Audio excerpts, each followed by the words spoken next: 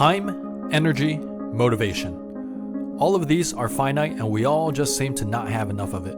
With all the busyness in life with work, school, kids, and endless amounts of responsibilities, the last thing on our mind is to train our dogs. When life gets busy, our furry friends often get the short end of the stick, but patiently wait for every moment that we can spare to engage with them. I get it.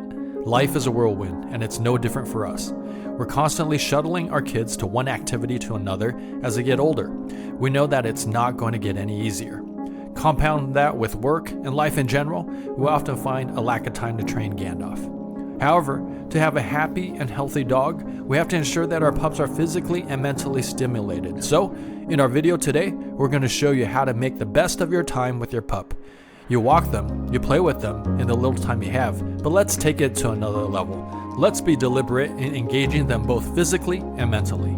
Here's how to train your dog when you have a busy schedule. Let's get started. Use their meal as a training opportunity.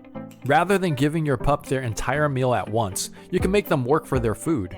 For those that feed your pups kibble, imagine the amount of reps that you can get in training for an entire meal. I haven't taken the time to count the amount of kibble that Gandalf eats per meal, but I would imagine it would be upwards of 50 to 100 reps. Corgis are typically very motivated by food, so you are able to use this time to get down a new trick or work on obedience. This is a great way to stimulate their mind and work on bond and communication with your pup. You are clearly their source of food, and obeying your command means that they will be rewarded with their meal. Take their meal on the go and train while you walk. If you do this on a 20-minute walk twice a day, this is already a significant amount of time that you spend communicating with your dog. Work on heel, mini recall, loose leash walking, sit, stays, leave it, etc. I wouldn't do this for every walk, since a free sniff walk would also be beneficial, but at least once a day would work wonders. Gandalf typically gets 3 walks a day.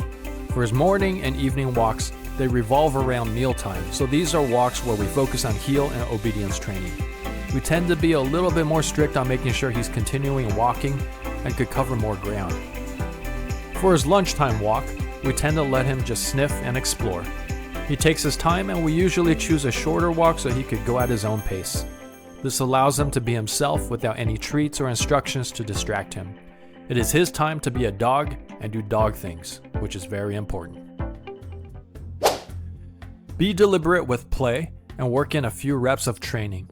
If your dog is anything like Gandalf, he has a strong focus on the object, whether it be a ball or frisbee, when you are in play mode. This is a great opportunity to work on some commands within play. Work on hold it, drop, or do a simple trick before you resume the game. I like Gandalf giving me a high 10 or knuckles after an awesome catch. I like to have Gandalf go around me before releasing and sending out the next frisbee. Recently, I've been compounding a stay at my heel, count down to 3, and go before releasing him to go for a catch. It's awesome to see him burst out in full speed like a wide receiver. This works on impulse control, and he has to pay close attention to my verbal cue. All this becomes part of the game once he understands the system that I've trained him in, and he loves it. Now let's talk about socializing your dog while you handle your daily errands. Dogs, like us, need exposure to different environments and people. Taking them along as you run errands is a fantastic way to achieve this. It's a win-win. You get things done and your pup gets valuable socialization. Just ensure they are comfortable with the places you visit and gradually expose them to new experiences.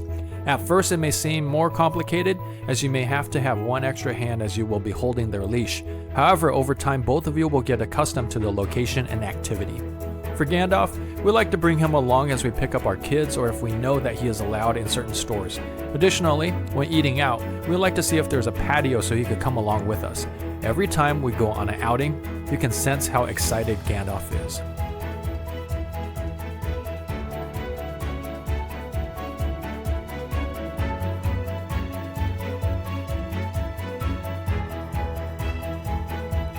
Remember, if you own a dog, you should strive to be an amateur dog trainer. Have a dog trainer mentality. I hear so often folks don't train their dogs because they think they need a professional. It's nearly 2024 and there are resources all over to guide you on your dog training journey, including our small channel. The reality is that professional dog trainers will train you on how to train your dog. Take the initiative and get started with any of these videos from the playlist at the end of this video. I want to hear from you. Do you have your own training tips or challenges? Share them in the comments below. Let's build a community of Corgi lovers helping each other out. Thanks again for your time, and we'll see you in the next video.